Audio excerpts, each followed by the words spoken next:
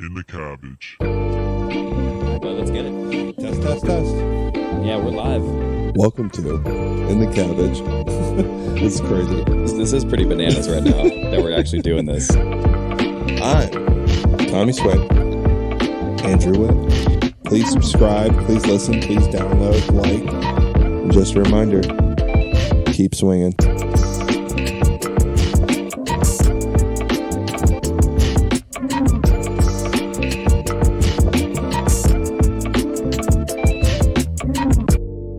Heyo, welcome back to In the Cabbage. I'm your boy, Tommy Swain. To my right, or your left, hey, Whit. When we get that video figured out, huh? Yeah, when that video finally comes around, then everyone's gonna know. Ass. Everyone's gonna know what's gonna be going on with that. Right. On your right, my left, that situation. Right. What's up, y'all? Good to be back. We are here again, buddy. We got a hell of an episode for these people. Mm-hmm. Let's start with a little weekend recap from my boy over here. How'd you do, buddy? Yeah, dude, it was just like a nice, really chill weekend. Friday, obviously, it was St. Patrick's Day. Watched the TCU game with Chris, Courtney, and Chris. a neighbor. No, it was good. That was the game that they won. Oh, that was good. like the buzzer beater. Good. I mean, like Chris was losing his mind. The dude is a circus act. Yeah, in the living room. Get Chris on some drinks. And his team's and on. and a TCU or a Chargers I game. need to see that man in a sports book. The man will lose. He came over with his Horned Frog jersey. Wow. And it was like on, and then it was like bad luck, and he's ripping it off, and like, mind you, we're also like an hour delayed because we had to like pause it. Right. So it's not like the jersey was like really doing affecting right, right, because we're watching it delayed. But still, the fact I love that the vibe of it. the fact that he's pulling They that felt out. it, though. Oh yeah, they did. They felt that at the time, you know. Right. And it was a lot of fun. Buzzer beater, super fun. Getting everyone in that setting. Threw down a couple Guinnesses, did that whole situation. Also, I don't know if you're a big Mario Party fan, but Big Mario Party guy. oh my god, dude, the new one? Fire. Have you gotten the new one? Yeah, I played the new Oh one. my, okay. Shout out Mario Party. I don't know what it's called, like the Superstars version or whatever it whatever is, and new it's like version it it is. encapsulates all of the Mario parties and just revamps them, throws you all the mini games that you want. Right. And it is fantastic. Love Katie it. and I played like a couple of those games right after everyone headed out, so that was like a fun way to kind of wrap up Friday night. Saturday night went over to San Diego. We went to Sidebar, little club setting down there. Got a table. It was Emma's birthday. That was fun. Got some drinks, hung out. Got some pizza. Got a vegan pizza this time. Wow. Yeah, big time move right there. Because you can't really have pizza without cheese. You would argue. Right. It's not pizza. It's tomato bread. I mean, I'm gonna sacrifice the cheese and save my tummy if they do not have a vegan Right. pizza. I mean, I get that. We ate what? We ate Domino's or Pizza Hut, dude. And It wrecked me. yeah, really destroyed you, didn't Not it? even the stuffed crust, dude. I try to avoid that, dude. It was Destroyed you more than one ways. yeah. Let's just say it was an all weekend thing. Yeah. So that was really fun. Obviously, just gas from those 2 nights, and then Sunday was just lounging around and hanging out. So Love that, buddy. it was good. But I know you were actually having the time of your life over there. Voices sounded maybe a scotch scratchy, A little scratchy from your boy. but it's because you were dishing down some big time sports bets, getting a little rowdy on the Yeah, it course, was, a at little rowdy in the Vegas. sports book. Mhm. Yeah, tell us about it, dude. in Vegas, loving it. I can't seem to come back from Vegas 100% healthy. Never have. I don't think you ever will. No, I think in my bachelor party, I came back from Vegas. I fully lost my voice for a week, maybe It was. plus. I think it was a good 4 days. You actually could not pronounce a single word. No, it was fully Nothing. gone. Nothing was coming out. Yeah, it was fully gone. This is like minor compared to that. Yeah. Very minor. Also, like tore my meniscus, Yeah. had strep throat, and like the cold. You were just like spitting out this like brown funk, dude. It's just like clumpy, Yeah, green, it was just just not nasty. great. Your knees in 2 pieces. It's just all bad. Right. Came back with a hemorrhoid that bursted the next day. Dude. Dude, it was just It was just an all-time bachelor party. I just can't come back from Vegas unscathed. So I lost my voice. I'm a little sick, of course. But you're here through it. You're taking on the adversity just by the horns here. Yeah, I mean, I just fight through pain. That's just what I do. You're missing half your tooth right now. Oh yeah, so I flossed last night, which I never do. And my full filling popped out my mouth. Oh, I missed that part. You were flossing and it popped out because I've been extremely bad tooth sensitivity. I've just been fighting through it. Biting my teeth. Yeah, I mean, it's going to the doctor. It's going to the dentist. It's something you never want to do. Right. We covered that a little bit earlier. It's always like $500. You're like, oh, maybe I should maybe floss this one time. Right, because it really hurts. And then as soon as I did, this filling popped out. It was maybe for the better. Maybe It's actually less sensitive now. Maybe. And maybe just getting you in there in a much more expedited fashion. It was like 2 years since I've been in. You always get that, guilt from the cleaners who clean your teeth or whatever. They're like, so last time we saw you was about 2 years ago. What's going on? And it's like, well, you told me I was going to get a root canal, so I never came back in. Yeah, I just blame mine straight on COVID. New dentist. I was like, yeah, no, just haven't really gotten back. Didn't really find anything that I really wanted. COVID, the whole situation. Just brushed right on that. Yeah, I just looked right in her eyes. I'm like, you guys scared me, and I didn't come back. So don't scare me, please. But the main part of the story. Couple highlights of the trip. I'm an awful sports bettor. It's well known on this podcast. You don't ride with me. I went 0 for 3. I mean, you're making your case with the golf bets now too. Yeah, I went over 3 on Friday, and then I had a big day Saturday. I come back. I won every single one of my bets. Won all my money back. So sports betting was a fun time. But one of my favorite things was out there. I played golf Friday morning at Las Vegas Country Club. Which you told me you didn't really give me all that much juice, but you're saying it's just like an all-time golf course and it's being slept on all over the place. It might be the best kept secret in golf right now. Yeah. Or just for Vegas, maybe Vegas golf. I think it's... Really? You're throwing that high marks? If you figure out how to get on this course, it's not like... I just feel like for people at our level of play, people at my price point, you're not going to find a course that's going to be this cool and private for what I paid for. Sure. So I'm only going to let people in on this one secret, and I'm never going to talk about it on a podcast because I don't want it to get blown up. Okay, here it is. So it's a private golf course. You can call the golf course a separate tee time. If you do call the golf course directly, it's a $350 tee time. Mm-hmm. Which is very steep and up there with Torrey Pines. Way too much. All the PGA Tour at that rounds. price, it's not. It's an amazing course, but it's not that elite. I used to host tournaments there, which was cool. The main thing is if you stay at the Westgate, you can get tee times for $75, and the tee sheets are absolutely open. We called 2 days beforehand and got a 9 a.m. tee time. Yeah, on Saturday, right? Friday morning. St. Patrick's Day. Yeah, so it's just they're wide open. And then the guy I was playing with played again on Sunday. That's crazy, dude.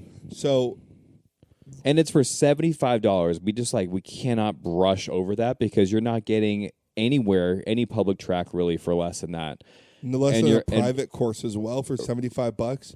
And this isn't just a private course that's like a golf course with a clubhouse and a bar. It's a full-on country club. They got a steam room. They got sauna. They got a jacuzzi. They got showers. They got a tennis court. They got a restaurant. They got a bar. They got indoor tennis courts. Wow. They have grass range. They have 2 different putting greens, 2 different chipping mats. I chipped before my game. That's huge. They had balls where you can chip into an area. See, that's fire. Full chipping. I woke up at dumb early after a huge hangover. At 6:30. Yeah, that FaceTime you hit me with was all time though. I mean, I'm blasted, smoking darts, trying to get through it, And I just got to this golf course, and when you're not feeling a golf round, you're super hungover, and you walk into this course and it revives you. That's a great feeling.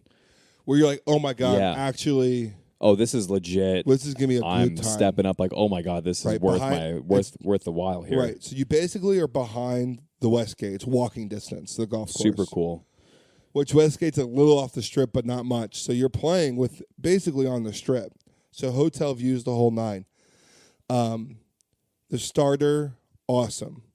The person working the pro shop where I spent like $80, awesome. Like cart girl that wasn't there, that's fine. They have like a club turn house on 3, 9, and 14 or something. The course was in pristine condition. Greens were perfect, very undulating. So it posed a big challenge. What yardage did you play at? 6,200, but they go all the way to like 7,200. Okay. Oh, wow. That's a big dog golf course right there. Okay. But it'd be tight if you play from that far back. It would be a very, very tough course. Yeah. Because the greens, they very Pete Dye, where all the undulation and the greens look tiny. So when you get up there, you're like, on plateaus, drop I could have offs. landed Got it there, but the way the golf course sits, you don't think that, There's houses all out through the course. A lot of trees. Yeah, trees all over the place. Lots of bunkers. How much water? Okay. Maybe like 3, 5 4 or 6 holes with water. Wow, that's a pretty good amount. A beautiful hole where there's a hotel in the background, like right across. Par 3, water right, like you're like playing on a hotel. That's really cool. I don't know have you ever seen the match? Like Phil Mickelson does it and used to commentate it and has like football players and basketball players in it. Oh yeah. Of course. They play at the Wynn. I would say that course is right below that. Right. And the Wynn's like the little brother of what Las Vegas Country Club was. Oh, I thought it was the other way around. The Wynn's much better. I see. But this one is like the older, the OG one. Got like it. Dean Martin and Frank Sinatra used to play on this course. Yeah. So I know that you sent me that photo of Dean Martin of like the statue. Exactly. And so the course was built in like 1960 something. That's a nice little flex with the hat. You and just then pull off the hat, check out the year is established. No big deal. And then when 1967, I think it went private. Starter comes down, gives me some history about the golf course. I love when they do that. They're into it. He's explaining how fast we need to play. The group ahead of us, a bunch of old timers, are going to blow through this course. Mm-hmm. Every other tee box, there's history about the golf course and what's going on at this hole. So that was super cool. I mean, the course is nicknamed the golf course the mob built because so many mobsters used to play on it. See, these are the kind of gems that you would love to see. History about the course, a little bit of fun things that are going on, tournaments that were previously played. Now the nickname is like the mob course, and you got all of that's going on. It's just like this course has really been and seen through some shit. And they also have like this, you got to tell the whole airplane story, right? Yeah, so if you've seen the movie Casino, I think we mentioned it last podcast, but I'll refresh. A plane lands on the golf course. It's the FBI agents in the plane tracking and listening to Lefty, a mob boss, in Vegas. It's actually a true story, but what actually happens is the plane lands in the water. So in the water the plane lands in, there's like a prop plane in this water with like a memorial that you walk up and you read. Which is so sick. And that's on the 18th hole? No, it's actually on 13. I messed up. Okay, so gotcha. Like 13 and 12. Well, it's super cool. It's just got all the bells and whistles you could ever want in a golf course. And if you stay at the Westin, then it's $75 to play and get a tee time there. You're just like, what is going on? I feel like I'm stealing. Right. It's a weekend worth golf trip. Just for that golf course now. You could even, or would you say you could even play that course twice? I would say you can play it 3 times and you enjoy it every time. Wow. It offers a lot. Not like some of the holes are pretty straightforward, but the backdrops in which they're set in are really awesome, and every green's different. Mm-hmm. And then there is some really obscure golf holes every once in a while when you're driving up to them. And it just was so well done and so well played. I played okay. I shot an 89. I came out par bogey though. That's nice. Yeah. It was a shout out to my buddy for setting that up. It was all time for us. I mean, rejuvenated my hangover and got me through what was going to be probably a really tough day. Yeah. Yeah. I know that FaceTime when you call me like, oh, buddy, when is that tea time? You got to like lock this thing up a little bit. You know? I went to bed at like 2. Oh, boy. And it's like 30 minutes away from where I was at. Oh, my 20 God. minutes. So you're working on 4 hours of sleep. 4 to 5 hours of sleep, yeah. Yeah. And walk in, free waters. I ended up taking a shower there. I was going to take a steam, but I felt weird with like my, being fully naked. And like some guy walking in. It's a weird situation. And then being like, hey, are you a member here? And I'm like, my dick's hanging out. And I'm like, no, definitely you not. You could definitely say that you are if you're owning the place like that, though. Walking around with my yeah, just joined, actually. Yeah, junior member here. They have like a player's lounge with TVs going on for golf. So cool. It just seemed like it was a club, a private golf club that was meant to be shared by all, like family, friends, amenity. They want you to come. They want you to hang out. It's not a golf club where it's like, hey, go play your tee time. Right, get out of here. Exactly. Because you can spend all day there. Go play tennis, you go to the restaurant, you go hang out, get a couple drinks, then you go to the steam room, and then like you can tee it up at 2 o'clock if you want to. It was, they had all these carts, they had a bunch of people working, they had a gym there. And I was thinking, I was talking about my buddy, and I said, I wonder how they're affording all this. And we kind of thought about it for a second, and the only thing I can really think of why is when they bought the land. Sure. Because the land must have been dirt cheap in Vegas in that time. So they probably already had the land paid off. I'm still living on that mobster money. Probably. I mean, and you had a bunch of old guys there who I talked to who have been members there forever. And it's honestly exactly the country club I would want to be a part of. Had so history. Cool. The homes were like vintage Vegas homes. Yeah, that's really sick. Some of them are super nice. Some of them are condos. And the history that it pulls. It's just a really cool course, it sounds like. And it was awesome, buddy. I can't wait to get out there and play it. Yeah, we're going to have to go do a weekend trip and just do it because it's so necessary. I think the coolest thing that you were telling me about as well is that you could stay at, and remind me what the hotel is. It's the name. Is it the Westgate? Westgate. I keep saying the Westin. I always say the Westin as well. It's Westgate. So Westgate, and then basically you're able to stay in the Westgate, and it's just outside. So Walk to it. So you can literally stay at the Westgate, get that rate, and then you're sleeping, waking up, and walking down outside the back door of the casino. Go for your steam afterwards. Like, burn off that it's just hangover. It's just crazy to me because you can just hop in the sauna real quick at like 8 a.m., sweat out the hangover if you need to, and then pop on over for second best sports book is in the Westgate as well. So it's just a real gem right there. Right. So that's super cool, buddy. So now talking about the sports book here, you wanna fill me in a little bit on the Saturday? Yeah. So I mean, and sports betting and all that kind of jazz. It was my brother's birthday. Happy birthday, Tim and Coral, his girlfriend. It was an awesome trip. It was so fun partying with my brother, my cousin, and my family out there. Always a good time. It was so much fun to be with them and just kind of let loose like I do way too much at Vegas. I'm awful at betting. Yeah. I mean, you went over 3 in the first day, but then like you turned it around though a Huge. bit. I lost like 2 bets. 2 or 3 bets. I think I won like 8. And I won my big bets. I won like a parlay for like $55. Yeah, that's off of huge. And I won like an $80, $90 bet on the WBC, World Baseball Classic, which now I'm hooked. I'm fully hooked on this. It's super cool. It comes around so often. And this is something I didn't even know that actually happened. My brother showed me. No idea what was going on. I just kept seeing like international games on my YouTube TV, and then it just kind of shot to tune into when it was baseball. I'm like, what the heck is this? Right, and it's just it's fun to watch, man. It has insane viewership. I've heard like rumors that like Japan and South Korea's viewership at one point was more than the Super Bowl.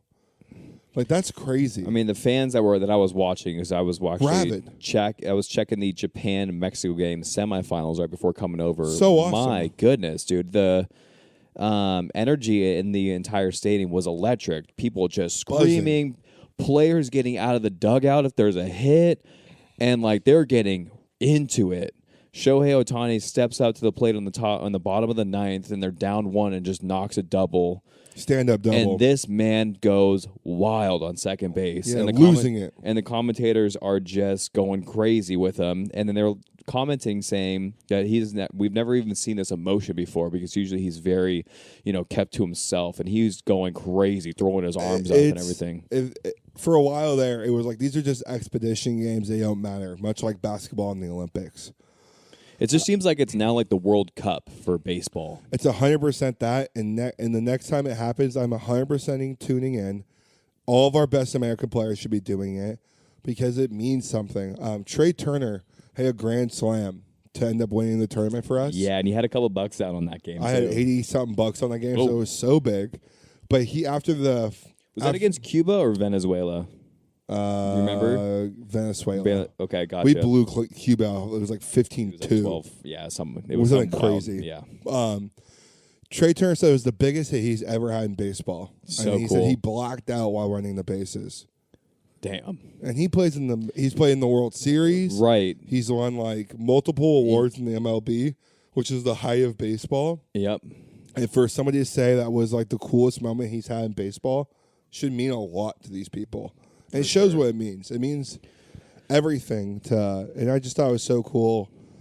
Really revived the sport for me in that eyes, just to kind of be like, baseball is dope when it's like this. Like, I get excited for playoff baseball. I think really what it comes down to is that baseball, there's 162 games in the regular season, and then by the time that it just doesn't, I don't know, for me, maybe it just feels like the games are not worth enough. You need to do like 85. You need the same season as basketball. I know, but you pull in so much money and like for business and blah, blah, blah, all that. But it just doesn't, like, games do not carry the same weight in the regular season. And I don't know, like, I guess playoff baseball is fun to watch, but like this is just a different beast because once you get to the playoffs, it's one and done. It's an elimination situation. Right. And you could put all your eggs in your basket, and you're fully invested in this one game. Right. We got Japan versus USA tomorrow, which is going to be unbelievable. Electric. It's at 7. Yeah, I'm 100% watching. Me too. I'm hooked after watching one game. I was watching with Madison, and I was trying to explain to her like what was going on. Unfortunately, we caught a bad game because it was such a blowout. But she was like, "This is really cool, it brings back that love. We created this game. We should have pride in it, and we should go out and try to win every time. For because sure. These other countries and other, love this sport a lot. And I just thought it was awesome. I truly did. Yeah, I agree. I'm definitely going to tune into that game. I think it's sick because it's also just like the Olympics. It's just another avenue for that kind of prestigious play to have some sort of extra title on board. International, playing for your country. It feels like there's a little bit more riding on it, It's just really fun. Yeah, dude. It was really cool. One thing I didn't watch much of, though, was the Valspar. I don't know if you caught much of it. Well, because I was just so deceased on Sunday, I really didn't catch much. I was in and out of like kind of just napping a little bit. There was also just so much on TV. I was sports. I was trying to watch everything. Watching Lakers lose to the Mavs, breaking my heart. Yeah. Watching baseball. I did catch some Valspar highlights. I think next year I'm gonna make a more discerned effort to watch it because the Coors plays super tough and is in really hard conditions. Yeah, you just need to move the date. You can't be during March I know Madness. it's so tough. It's really tough. But like I guess that's why it's not an elevated event. Whatever. But like still, the course is really dope. They got the snake pit on 16 through 18. Right. It's just it sets up for a really cool finish as well, and it punishes players. I'm gonna maybe botch this so you can fact check me. Was winning score at 8 under? I want to say it was like 11. Okay. Point is that people are not dropping 22 under. No, it's a really tough course. Like yeah. I think I was watching hole 17 and 18. And Spieth needed a birdie to push it to playoff, and the other guy needed a par. And they both sat there. They knew the shot, which is you can't leave it short. It has to be long, get on the second plateau. Mm-hmm. Both left it short, rolled back down, no shot. And I was like, that's one of the golf courses I like, Right. I know it's sucky because we didn't get a playoff, but it's cool because, I don't want to see you shoot 44. Right. I want to see you shoot 12 or 13 for the weekend. Right. No doubt. That's definitely something that we just want to see the golfers, we talked about it before. It's just one of those things we like to see the professional golfers struggle and then reward really good shots, So talking a little bit about golf here, buddy, and before we go into our picks and that kind of stuff and wrapping up Valspar, we got something on the list here that I really feel passionate about. Yeah, you're gonna take reins here because I feel a little differently, but I want you to give the people what they want. I mean, I just think it's something that is just the USGA is just really not doing us any favors in the sport of golf, any favors, and that's rolling back the golf ball. And now, I was listening to a bunch of stuff on Instagram, and players were speaking out about it. Read an article about this because I felt a certain way about it. But right when I saw it on Instagram, I originally thought that is one of the dumbest things that you can do to the sport. I hate it. Don't stand by it. And I still kind of feel that way, even after doing a bunch more research and following up with it, just because it's not a congruent rollback for all tournaments. So if the PGA Tour does not choose to accept this, then the players are going to have to play with two different golf balls for one golf ball for two of the majors and the other golf ball for the other two majors. So the PGA Championship and Augusta, the Masters, you would play with the normal golf ball that we have now, or there's certain limits, the non-rolled back golf ball. And for me, it's just that doesn't make any sense. Why would you have two different rackets in tennis? Why would you have two different baseball bats, like metal and wood? Why would you have two different regulation basketball hoops? It just doesn't make a lot of sense to me in that sense. If they did it and if it was in line in every single event and everything. Sorry, 1 second. So what tournaments would the rollback ball be used? It'd be used for the U.S. Open and the Open. That is my understanding of it. So not the Masters, not the Players, or any of the PGA Tour events? Yeah, well, I don't know.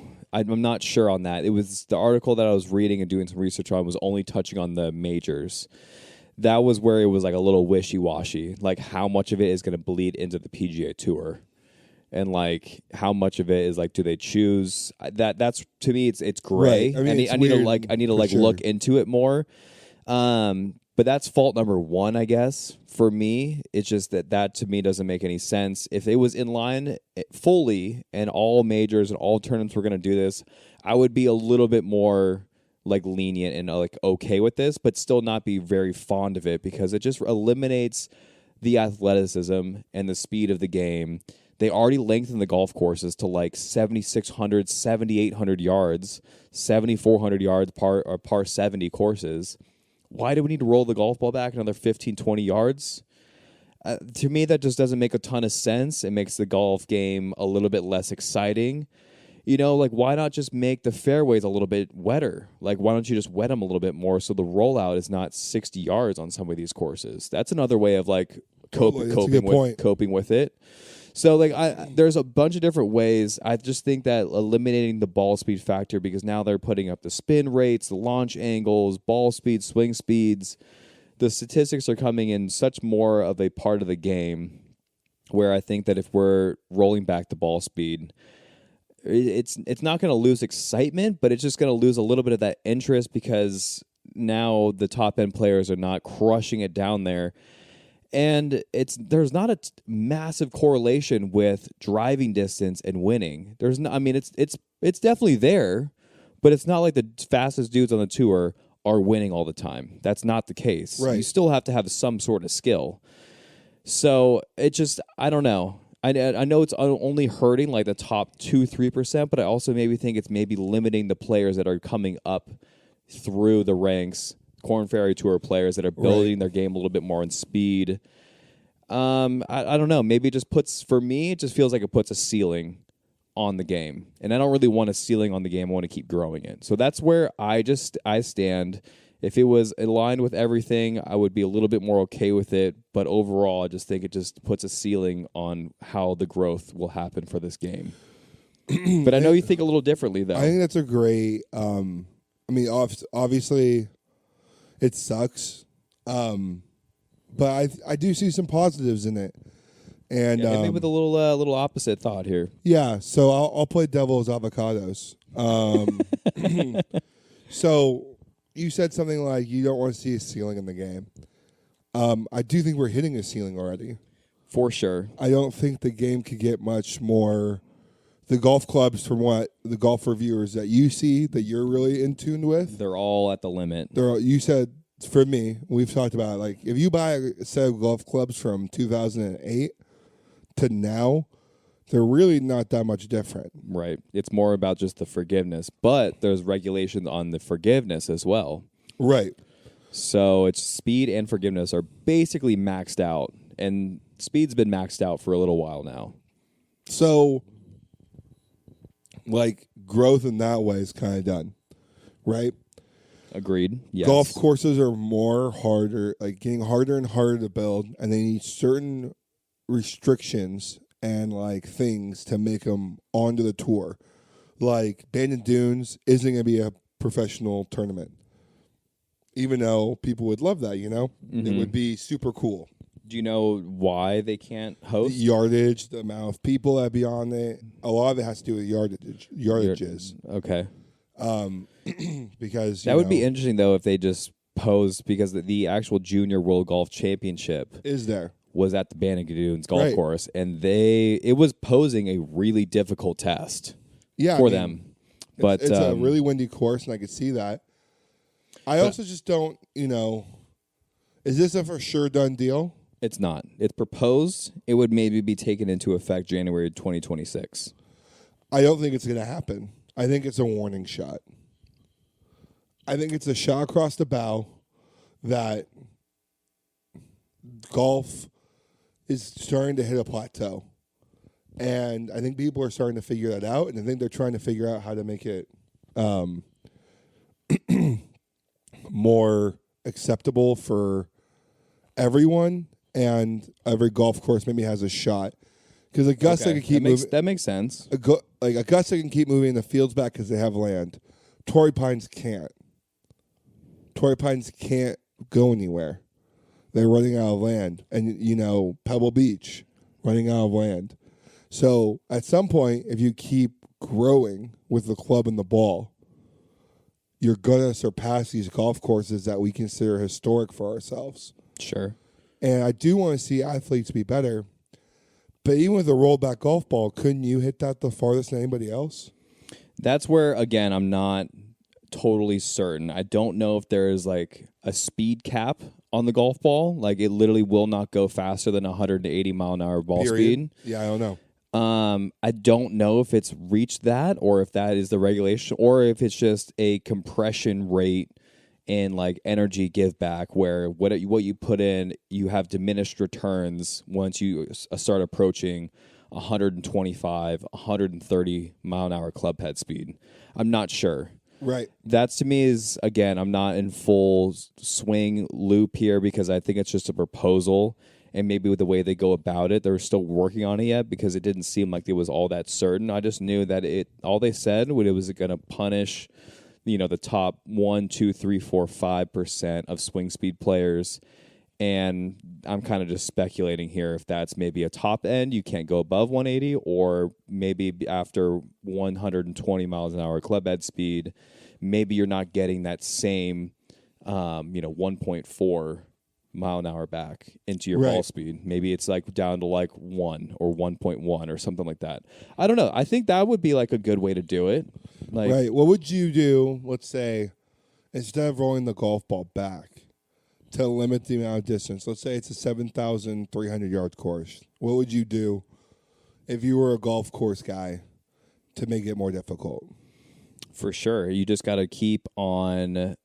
I think I don't know exactly what I would do. You got to really hope that this is this a tour level course? Like, is this like on the rotation? Yeah. Let's call it like Pebble Beach, right? So let's call it,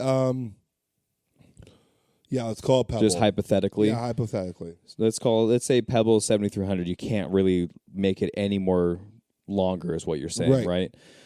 Like you were touching on before, the golf ball and the equipment are both basically maxed out. So at this point, you just got to make the course just tougher. Just make the grass, just make everything super tight lies and like fairways. Right. And then you would make the grass in the rough just super stupid long, like 4 inches. and like you can bring in some fescue maybe. You know. I would say, but that would be it. You can tighten up a couple of things. I would overplant trees. Yeah, I guess I was more trying to see like very like quick fixes. Right. But then the next thing for sure is add some more trees. Maybe add a tree where, you know, like a 340-yard carry would be. Right. More pop bunkers. Mm-hmm. But then you're making the course tougher for the amateur as well at that point. Exactly. But, so I think maybe the easiest fix was just make the rough extremely long, and then you can also maybe just bring it in a little bit more narrow, you know, up where there was like 340-yard carries and could be. Make the greens like glass. Yeah. Yeah. Maybe make them really shitty bunkers like a public course so you can't have them. Like really destroy that would be the one bunkers. way. But you if you make the greens extremely fast and you make the rough extremely long, right, that puts a much, much bigger prize on driving it accurately versus length. So you just got to make sure you can, you know, factor that in a little bit. Like I don't know. Yeah. And like people are doing that, and that's what the US Open is like made on. Like that's where, you know, a lot of these courses that play extremely difficult have extremely long rough and like really fast greens. So like they're already doing that, yes. And that's the PGA Tour. They just like place unbelievably tough golf courses. But I mean that's just the biggest, easiest fix. But they're already kind of doing that. So, you know, I do see where you're coming with. If you're like, you know, average driving at 330, but let's say you hit only 40% of the fairways, 45% of the fairways. Right. I don't know if you're really at an advantage anymore. Like the pros, like accurate ones driving like 65, 70%, accurate ones. Wow. Still driving at 300 yards. If you're like missing a lot of fairways, hitting a lot of shots out of some long rough, it's tough. So long rough is the worst. Yeah. So I don't know. Yeah, do you have any final thoughts on that, or is that's kind of that was your pitch? I don't think it's gonna happen. Yeah. But if it did happen, I assume the USGA is smart enough to figure out why and be able to explain it to people. But you know, I don't know. We'll have to see. I don't think it's gonna happen. Yeah. I think it's more of a shot across the bow just to let these players know that like they have that power. Maybe a little bit of a power trip. Like, yo, you guys want to keep trying to push the bomb and gouge game. Like, we're just going to let you know, like, at some point we're going to roll you back if you don't, like, if this gets too crazy. Sure. Because we got to preserve our game in some sort of way. Like, the pro players use wooden bats. They don't use aluminum bats. Right. If you give Albert Pujols an aluminum bat, he might kill somebody. He might take He's taking off the third baseman's head. Jacking some home runs. Actually murder somebody. So maybe that's their thought. Like, you know, the pros use a wooden bat. Everyone else use aluminum. No, it's all valid points. All valid points. Right, but it's interesting. So, I don't know if you've been hearing any of these live rumors. Love touching on some of this stuff. No, there's hit me some with new it. stuff coming out that like contracts aren't going to be like some players only sign up for like a 2-season, 10-game contract. I guess in the writing was like 15, you know, tournaments or whatever. Okay. I guess the Saudis are more active in the business part now. Okay. Active in the business part. Like before they're just handing out cash and not really caring. Got it. Oh, so they're coming up with like making up the contracts. Right. Now they're like, where's this money going? Why aren't we making anything? What's going on? And you got no viewership. Yeah, then you're on the CW, buddy. I don't know what you want. Yeah. Live is no longer paying for travel. Whoa, okay. So now you got to fly your own private jet. Okay. Which was like one of their biggest complaints. I got to pay for my own travel. Well, now you do. But you also get guaranteed money, so what's the big deal, you know? Exactly. Also, sponsors will buy teams in a couple of years, too. So now they're going to have, like, brands they're going to have to work with and not just, like, team captains who are, like, these people are going to have say over the teams. So I read a tweet. That's like, it's almost not becoming golf anymore. Now you're an organization again. Right. Now you're becoming more of like a team, organization, franchise. You're going to have brands. You have sponsors. The exact reason why they left. Yeah. So I read a funny tweet was beginning of next season, the PGA Tour should announce amnesty for any player that wants to come back. Okay. They have 1 season to do it. Okay. The ban is lifted. I think there still should be some sort of punishment, but they should be able to come back. This was a tweet. This is a tweet I read. Is this your tweet? I wish I should tweet it. Because you were just saying that on the last pod. I think it's a great idea. I think where Liv's at currently, and these players, there's been a couple of them who have already murmured about coming back. That would bury them. It would absolutely ruin them. And then we just never have to hear about Liv anymore because I just don't want to talk about them. Wow. That's really interesting. I didn't hear any of those rumors in Liv. And I get they're trying to say, well, we're not competing. Well, if you weren't competing, then go get your own players. What do you mean they're not? Oh, I see. Right. They're competing amongst each PGA other. The PGA Tour and Liv aren't competing. They can be coexisting. Well, not when you take shots at the PGA Tour and take our players and say it's more fun of a place and it's more fun here and the PGA Tour sucks. Now you're making it a competition. So you can't have it both ways. Right. You can't be like, little brother, we just want to hang out. Yeah, totally. And then also take shots at the big brother, you know what I mean? Mm-hmm. Just thought it was a little interesting. Yeah, that is. Fill in for a little golf news. Yeah, that is fun. Did you watch any of the March Madness games? You said you watched TCU, but did you watch it? Like Princeton win a couple times? Unreal. Didn't watch any of the Princeton. I mean, I know like all of the games have been pretty wild. There's been some huge upsets. It's the best sporting event. It's in the great. World. It's great. It's so much fun. I tune into like the wrong games, and then like right, it's just like damn it, dude. I'm watching okay, now it's a 15-point game. Are they going to come back? They might, and then they don't. And I'm like, damn, I just missed like a really sick game. I think the best way to do it is at a sportsbook in Vegas. That's exactly what you need. The energy of the games are crazy because the swings and the odds are so insane. So you're making so much money on a big like upset if you're betting the opposite way. For sure. They are on YouTube TV, which is like the cable, quote unquote, cable provider that we have. They are doing like the multi-view situation. Just my TV, I feel like is just not large enough for that, and it's just like kind of like a small square. It's just like I don't know, like not vibey. It's not the move. Like if I'm watching a game, I feel like big TV, big game. Like let's get it on, let's dive in. Also need some other guys to hype up the game. Yes, for sure. You need some drinks flowing. That's what makes it super fun. Yeah, and a little bit of money down. Vegas in March Madness in Vegas is undefeated, I'm sure. Undefeated, but it's so crazy. You can't get a TV, a sports lounge anywhere to watch with your boys. That's wild. Normally, you can walk up to any of these sportsbook and sit down, no problem. Maybe Circa is the only one you have an issue with. But everywhere else, you can just walk up for free, sit down, and watch some sports with your boys. And every sports book's like a $500, $600 per person or whatever, per table. You had to buy a certain amount of drinks. I mean, you can definitely jack up the prices because everyone wants a piece. Right. So my suggestion would be, if I had to do it, just for me, I love being in that energy. I would say if you really want to watch sports in Vegas and you want to make some sports bets and you're with your boys and you just want to be in like that area, get a really dope Airbnb with a really sick TV. Yeah, and you could even this is going crazy. You can sports bet on the app as well. Yeah, that's huge. Maybe you can find a TV, move it over, maybe have a couple games going. Right. Whatever. Try to make it a bit of a sports book for you and your boys.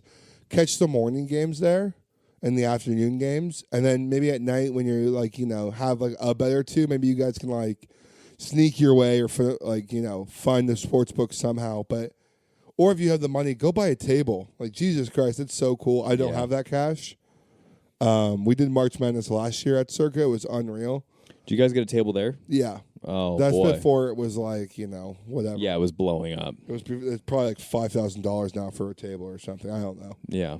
But I thought it was just super dope. I just want to say I've had so much fun viewing it and watching March Madness and watching these kids have this passion. Some of these kids are never going to play in the NBA, but blow up, like Jimmer Fredette, blow up college basketball, and you're just like, dude, this guy's the next White Iverson. Mm-hmm. It's... No, it's for so sure. There's a lot of players that, I feel like you have, if you're a college player, you're dreaming that you're going to make it to the NBA. Right. Obviously, there's guys that are way more likely than you sometimes. It's always the guy who's like maybe not as skilled, but is like 3 inches taller and insanely athletic and has like no ceiling. Sure. Like if you're like 5'9", Sure. 6'1", Yeah, you can just shoot. You kind of know how to dribble, and you're just really good in your offense. Right. Like, you probably know the NBA isn't for you. Exactly. And so you're just all eggs in that basket, and that's everything. And that's a majority of the college players. Right. A lot of those guys are like 6'2", 6'3" point guards that have been in that system for 5 years and all they do is shoot threes, and they just blow up. Yeah. And it's so cool to watch because that's their moment, right? That's what they've been working for. And maybe they get them a shot in the NBA. Like JJ Redick can do something with it. Mm-hmm. And that's great. Some can't, some do. But So I love seeing the passion. I love seeing, all the big upsets. That's really fun. Just like Princeton shocking the world and like making it past the first 2 rounds. It's crazy. just like unbelievable. It's like the biggest win margin by a 16th seed in the history of the March Madness. Craziness. It's just so much fun and also the money, baby. Little $20 wins you 50, no problem. If you bet an under, yeah. If you bet like an underdog or something, little fun, stupid parlay with the boys, always a good time. Yeah. But golf's March Madness tournament is coming up, which is huge. Right. We love this tournament, and it might be the last one. I was actually watching a little bit of the Golf Channel, and I was tuning in. And they were maybe saying that it was potentially going overseas. Oh, that'd be unreal. It's like going to Europe, potentially. I don't know. And then again, I don't know. They were maybe hoping that it was. I think this is Billy Horschel talking about this. Right. I don't know if like guys are going to still play over in Europe, because the Masters is right around the corner. Do they want to play in that tournament? But it's a great tune-up for the Masters. I think it's fine. I think it gets the competitive juices flowing. I think... So from what I understand, it's a WGC, World Golf Classic. It's the last time they're hosting in the Austin Country Club, which is a super fun Pete Dye golf course. Very weird to watch and look at, but it's so perfect for match play, Pete Dye, just because one player can blow up, one ball's out. It's just really good. It's very like exploitive golf. Like if some guy messes up, you can like jump on it or play super reserved. Right. I love that word, exploitive golf. Yeah, that was great. Thanks, buddy. It's so what can happen is another tournament can buy that slot and buy that tournament, so it can be hosted by like another tournament. That could be cool. So that could be room to grow. Who knows? Maybe one of these other tournaments that don't bring a lot of noise can host it, which would be awesome. Because I think this match play thing should be season long. I think it should be like a team thing all year. Oh, you do? I think that would be fun. I think it would be, and just do like 3 tournaments, 3 or 4 tournaments. The championship 4th. Yeah. And do it like 3 days, team event, whatever, individual. Who cares? You can even make it like international potentially as well. So like you can run your first event in January in Australia. When it's summer, you play where the weather is good, essentially. But why don't you give these people a little update on how we did last week, or how you did last week, and then what this format's going to look like for us coming ahead. Buddy. Yeah, okay, so you guys all know the drill. We picked for the Valspar. I had the honors of the first pick. I went with Justin Thomas, and then had like Brandon Wu. And now I'm just blanking on my picks here, but I finished like with like a 50th overall, which is like not great. You didn't do so hot. You had like a Harry Higgs, Joel Damon. Does Harry Higgs play golf anymore? Just super. Dude, he was. I think he finished like 126 for you, dude. And then that's so rough. I know he was like my 3rd tier pick, like being the worst. But the man has potential, and I guess I was reading like what happened. Because I really thought he was the next like. I thought he was playing some great some great golf last year. And I guess like he lost the lead at Pebble Beach. And it was a tournament he was going to win possibly and blew it. I guess that really screwed him over. Messed him in with his head a bit. But Harry, pick up a golf club. Let's go swing that thing, man. Jesus Christ. Because he did. I love you. He did you no favors this past weekend. I was trying to ride with the boys this weekend. I got your buddy Joel Damon, Harry Higgs. That was a vibey squad. And then you had Sam Burns. He did well for you. Got like 6. I think he was a back-to-back champion there at some point. Yes, he did win last year. I'm pretty sure. I think he was won the year before too. Yeah, it's crazy. So anyways, leading up to this weekend for the WGC, what we're gonna do is the same situation. Our average score for myself was like 50. Tommy's was like 61, 62, something like that. So I had the honors this year, or for this round coming up, and it's because it's a limited field, because it's like bracket play. So there's a bunch of groups, and for the people that don't know the situation of this tournament, it's really fun to follow along because they have group play, 4 players in each group. If you win your individual match play, 1 point. If you draw, half a point, and obviously if you lose, then it's none. And the most points out of each group will move on. The top 2 players will. And then that's where you'll be reseeded, and then it goes into a form of a bracket. And there's 64 players that are in the whole tournament, which means 32 will move on into that bracket format, and we'll duke it out single elimination style until we have a winner. Boom. Which is really cool. I think it's really, again, just touching on this really quickly because it is fun having some sort of a tournament elimination match play event on the PGA Tour. I really hope they do something. Because they do it in college. They do it in college. Do college match play. Yeah. So these guys are used. A lot of these guys are used to doing this. And format. they love it. It's one of their favorite events of the year because it's going back to their college roots and playing some college golf like that. So a guy like Kevin Kisner, who's historically like a top 30 finish, is like 21-6 in the Austin Open. He does really, really well. He loves match play, and like they get up for it. I think there's 2 different types of golfers. There's people who want to play to shoot for themselves, and there's people who want to be on a team, like not like a team, but like I want to play against you, right? Yeah, like I want to play you, right? I want to play like Tiger Woods and Justin Jordan, whatever. Stroke play, you're playing. Everyone. I would say more of everyone and the course, right? Because you're battling the course, trying to go as low as you can, and trying to beat everyone else how they fare against it. With this, you are playing the golf course, obviously, but I feel like you're more so playing against the playing partner that you're going up against. If they hit a good drive, then okay, the pressure's on you. If they like spray one out of bounds, it's like, okay, now I'm taking an iron off the tee. Right, and I think you are possibly the worst place. And you play like Kevin Kisner.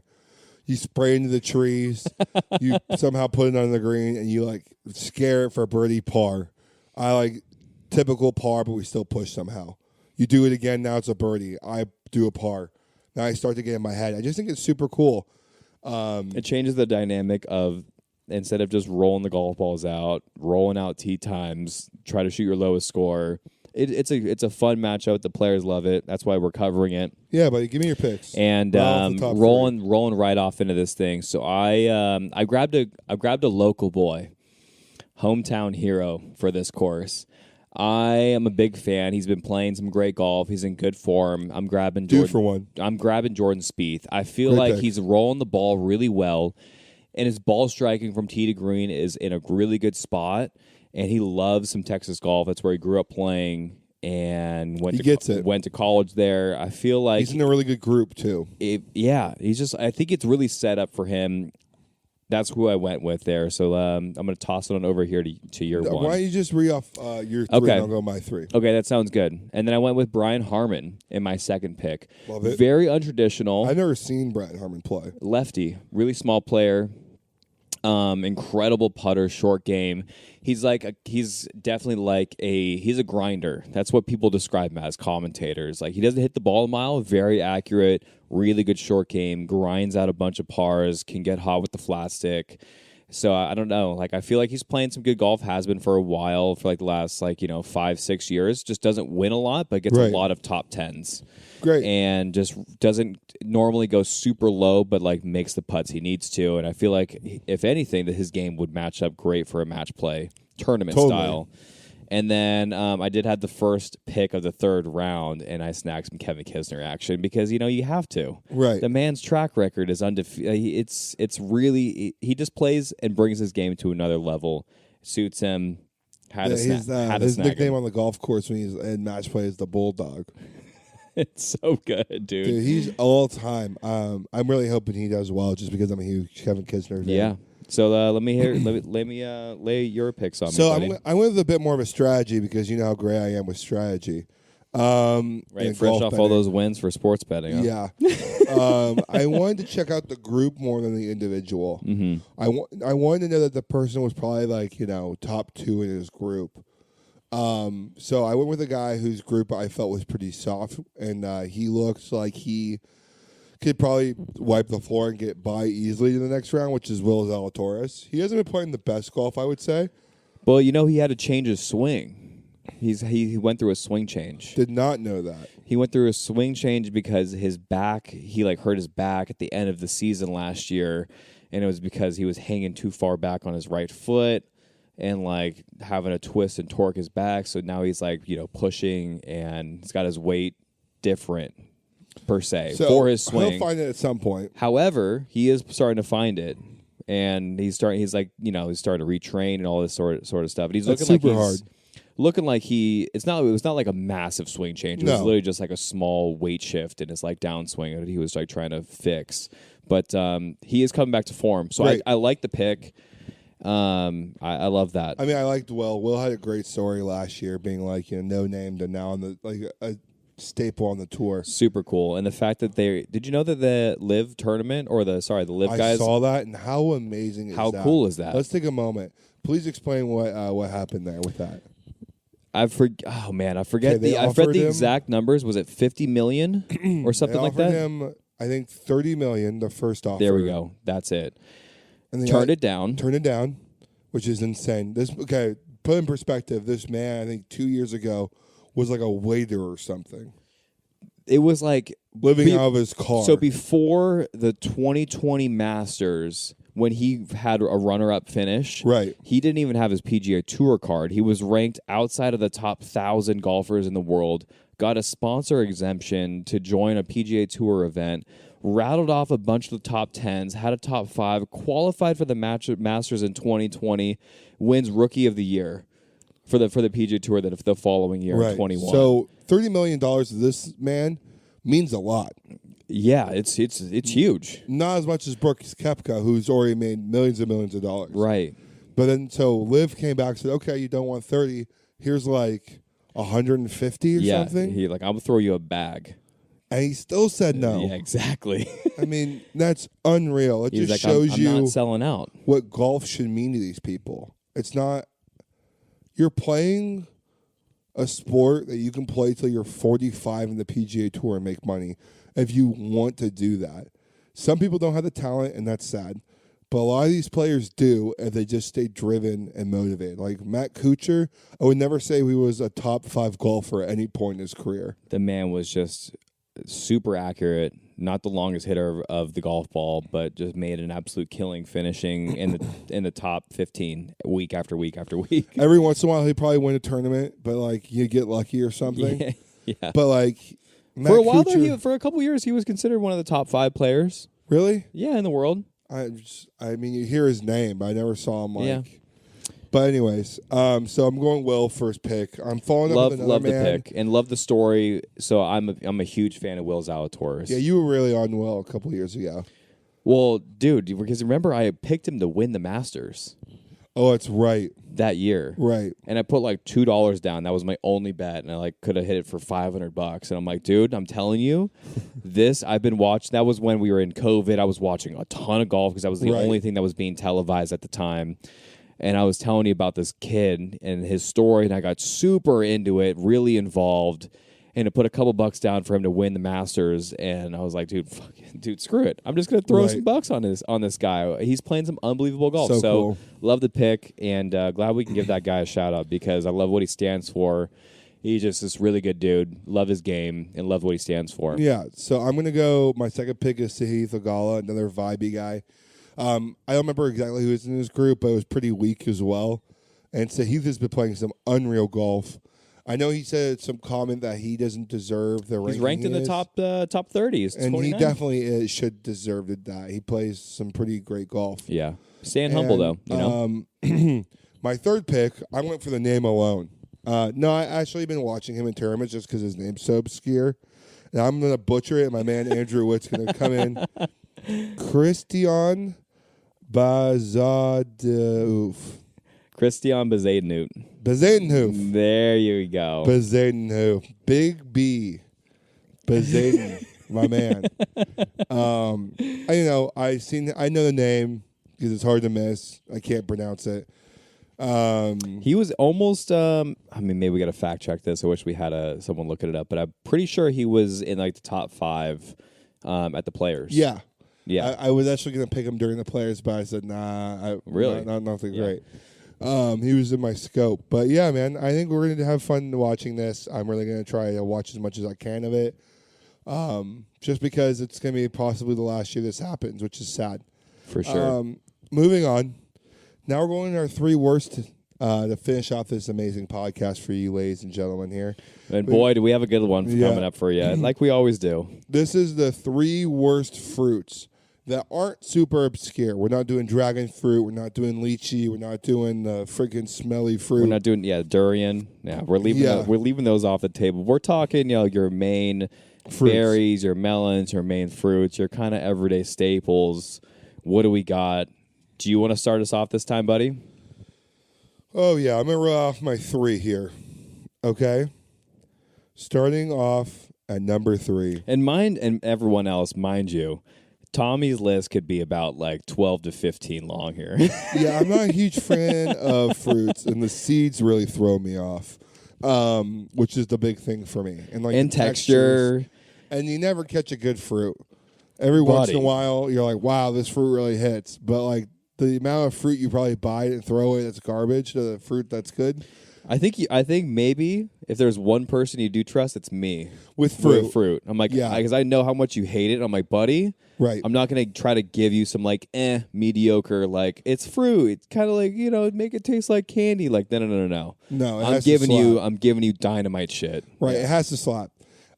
Number 3 for me is strictly on seeds alone. Just such a weird ranking. I could never eat the fruit for a seed. I've had the fruit so much in I think my grandparents used to have these bushes in the backyard.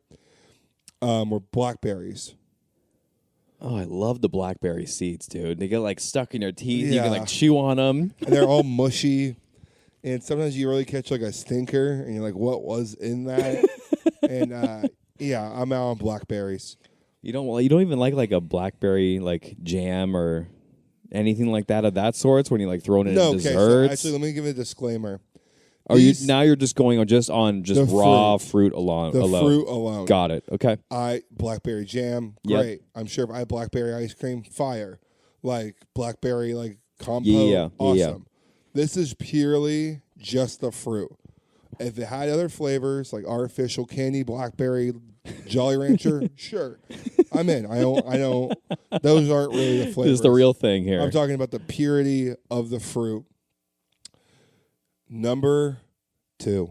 I could definitely see that. Blackberry is, again, it's not super strong. So I get it. Okay. Number 2, honeydew. Dude, I mean, just an awful fruit. Awful fruit. No one wants it. It's the one at the bottom of the fruit pile of the fruit salad. Why people even eat it or make it, I don't know. I've had it sweet in some candies, and it's great in candies, but I don't know how that tastes like honeydew.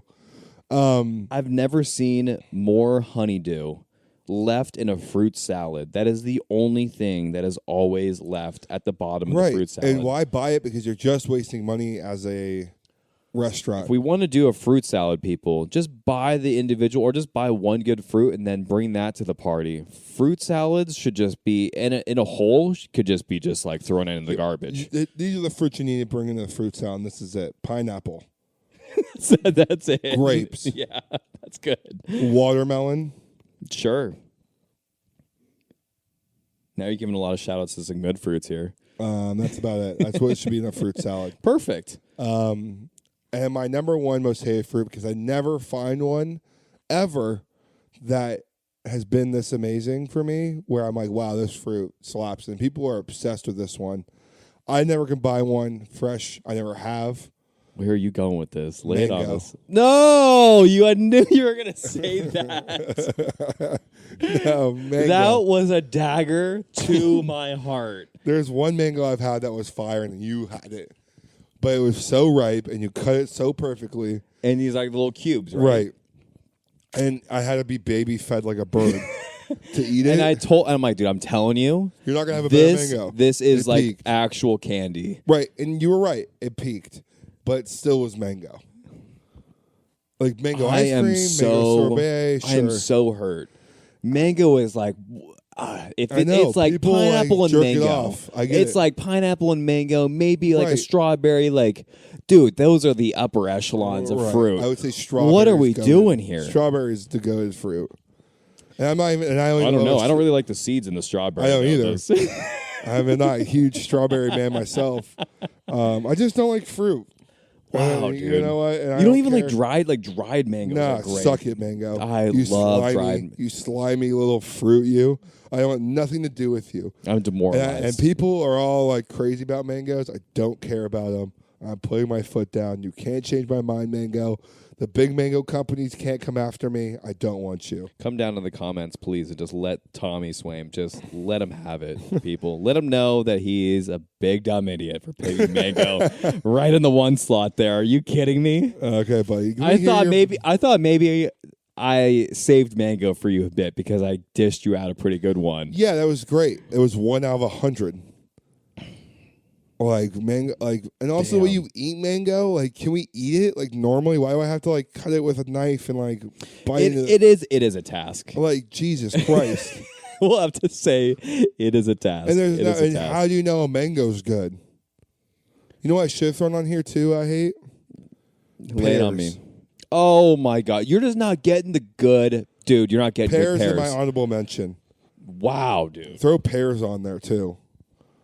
Pears are shitty apples, and I said it. I should have gone first. You should have. I am so hurt right now. You give me your shitty fruit list. God damn, son. There is a fruit that you left out, and you are going to be head scratching because you let it slip. Okay. And you're going to be like, what was I thinking? Let me hear it. No, is it your number 3 I'm not spot? going to gloss over the pear, though, comment, because pears are dynamite. You got to get the pears, and they're like, they're like the special ordered stuff. My mom would get some, and they come in like this cardboard box, and there's 4 of them. Yeah. And they're like anything that the needs to come very in like packaging like that isn't good. Dude, but I'm telling you though, these pears change your life. Like they are so good. I don't bother buying pears anymore because if I don't have those pears, it's not worth it to me. You know what I mean? And fruit shouldn't be that way. Yeah, I mean I get that. I should be able to buy a watermelon all across the United States and know it's a watermelon. I totally get that. Right. You know, that's a fair comment, but I'm saying like what it can be. Okay, Right. we're gonna move on here. My 3 slot again, like it's one of those like similar situations with the pear. Most of the time, you're not getting a very good one. Like 95% of the Right. time, you're not getting a good one, and it's always one that's frequent. It's frequent all over the place, and for me, that's cantaloupe.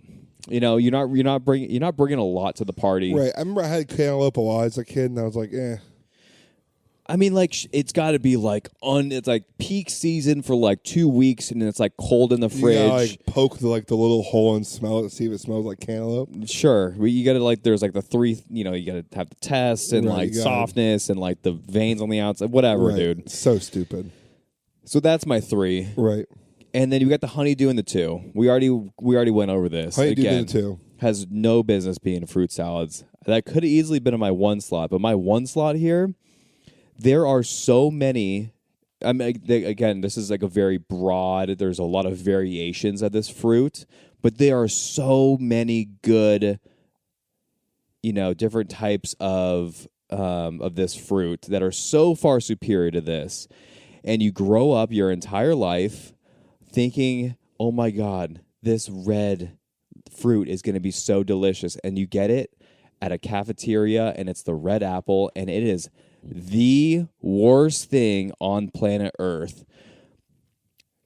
You went with A red apple are abysmal. Abysmal. You went with a red apple. That, Out of all the fruit I have in the never, world, ever gotten a red apple and been like, ooh, that was a good decision. Not even like, I'm taking 2 bites of the damn thing, and it is going straight into the garbage. red apple, huh? Like I mean, the that's cat, like rough the to Cabbage, say like apple in general. I that's can't why. believe you said That's why apple. that's why I was trying to set it up. You know, like all the cartoons like have red apples in there, and you're like, they're supposed to be like the main staple, and then you get a red apple. Change my mind, people. Maybe I'm not buying the right red apples, but I don't want anything to do with the red apple. I'm getting a Granny Smith, or I'm getting a Fuji, or I'm mainly getting a Honey Crisp. I mean, the only honey apples you need to eat in this world are Honey Crisps. Why are there any other apples other than that? They don't exist in my mind. Right. And so that for me, like, and they're again, they're in fruit bowls, they're at hotel lobbies. I'm going nowhere near the red apple ever. Yeah. I mean, you're right. I don't ever eat a red apple, but the fact that you said apple in general just lets me know you don't know what you're talking about when it comes to bad fruit. That's why I had to be a little bit more specific. That's a very generic, apple's very mainstream. There's so many different variations of apple. I feel like you can kind of like segment it a little bit. I'm really pulling strings. I love fruit in all forms, basically. Right. Like I'm a big fruit over like that's my dessert, kind of like. For sure. I'm a crazy person like that. Yeah, but you love your fruit. I mean, I love, it goes down the line here. I'm pretty much not saying no to anything, and I say no every single time to a red apple. Wow. Well, there it is. Let us know who's right, who's wrong. I think I definitely have a better list than you. I think the red apple really hurt you there. No. I think the mango is a better take than the red apple, but that's just me. Hey, buddy. Hell of an episode once again. Good stuff, dude. Hopefully the voice is healed over a bit more by Monday, so we have a better listening experience for our people over there. Maybe a better viewing experience one day if I figure out how to edit audio and video. Yeah. But probably not. All of our people we shout out in the description, John, Madison, always helping us out, and Jake with the, design. And artwork, Thank you guys. Pictures. You got anything for them, buddy? Yeah, quick little shout out, little F1 racing right now. If you're Team Red Bull Racing, you are flying high. Little Sergio Perez, shout out for taking the podium first overall, and then Max Verstappen coming from 15th all the way to 2nd. Wow. So Red Bull Racing flying high this year. Feeling good. And doing great. That's what I got. But back on you, over to you, buddy. Thanks for hosting us on up here. Well, we're in the Cabbage, and just a reminder, keep swinging.